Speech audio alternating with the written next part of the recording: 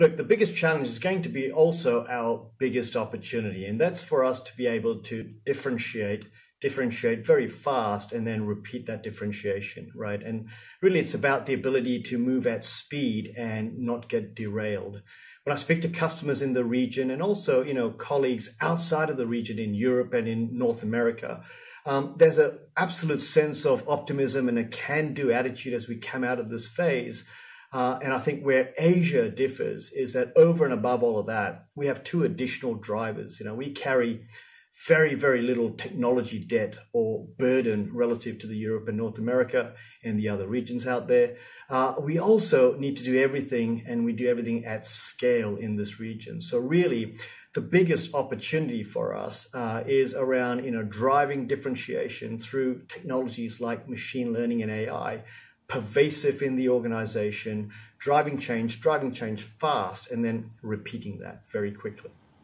Okay. Across the Japan, Asia-Pacific region, which region out of that very large area do you think will lead the charge? Will it come from Japan? Will it come from elsewhere? And when it comes to machine learning and AI, what's the impetus for companies to become more involved in that type of technology?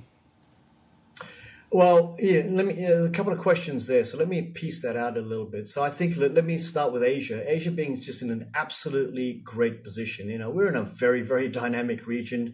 The region remains the fastest growing region in the world. Countries here top the indices for innovation and growth and competitiveness.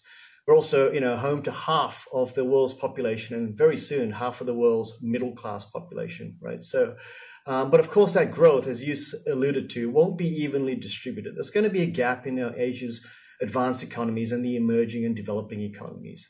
Now, what I do see though is an inherent, competitiveness and a willingness for these regions to adopt quickly, very, very quickly, and differentiate. So as an example for machine learning and AI, we look at how companies are considering their cloud investments. The very early adopters of cloud were driven to a single provider. What they realized very quickly was that this walled garden couldn't support all of their businesses.